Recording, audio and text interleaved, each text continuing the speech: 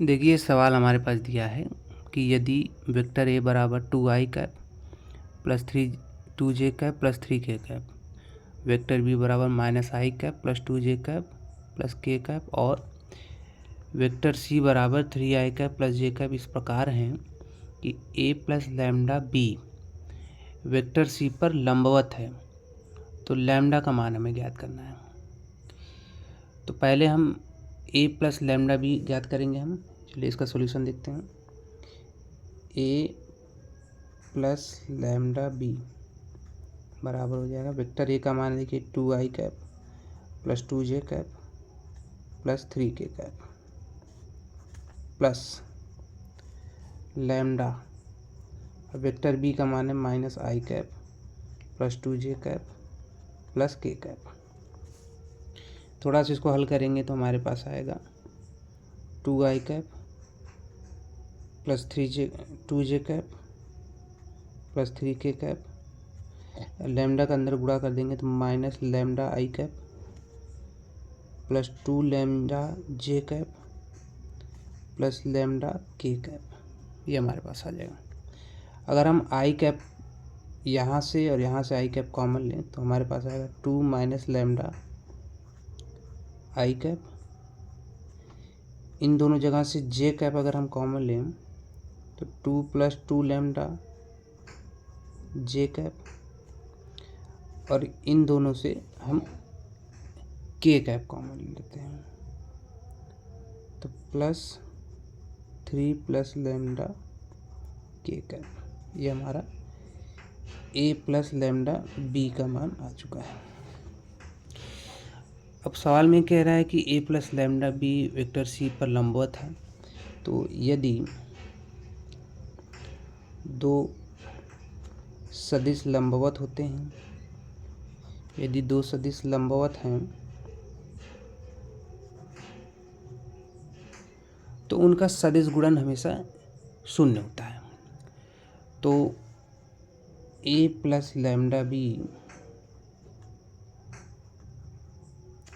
तथा c लंबवत हैं। जो दो सदिश लंबवत होते हैं उनका सदिश गुणन हमेशा 0 होता है।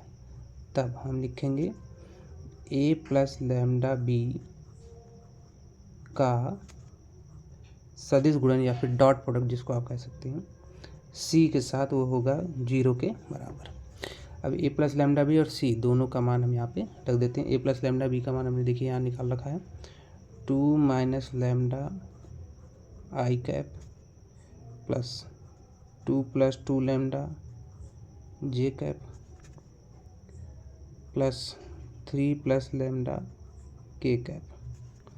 इसका डॉट प्रोडक्ट हम कराएंगे।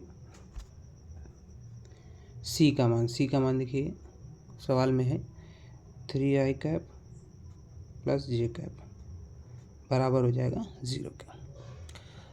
अब आप जानते हैं डॉट प्रोडक्ट में i के साथ डॉट प्रोडक्ट, जब हम इसका i के साथ डॉट प्रोडक्ट करेंगे तो i का i में गुणा होगा और 1 हो जाएगा, तो और 2 माइनस लैम्डा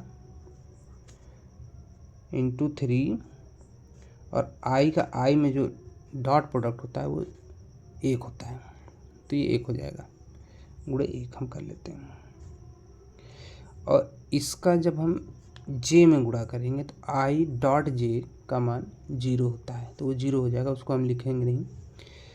अब हम जब j वाले का गुणा i वाले में करेंगे तो ये भी 0 हो जाएगा, j का गुणा i में भी 0 होता है, लेकिन j का j में जो गुणा होगा वो कुछ इस तरह से होगा 2 प्लस 2 लैम्डा,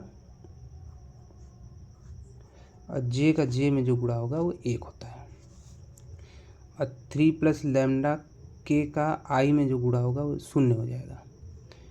अब k का j में भी गुणा 0 होता है, तो अब k के दोनों से गुणा 0 हो रहे हैं, उसको हम नहीं लिखेंगे, बराबर हो जाएगा 0। इसको हल करके हम j लैम्डा का मान निकालेंगे। 3 का गुणा 1 में 1, 3 का गुणा 2 में 6 माइनस 3 लैम्डा प्लस 2 लैम्डा बराबर हो जाएगा 0। इसको हल करेंगे तो लैम्डा का मान हमारा आ जाएगा 8। यही हमारा उत्तर है। धन्यवाद।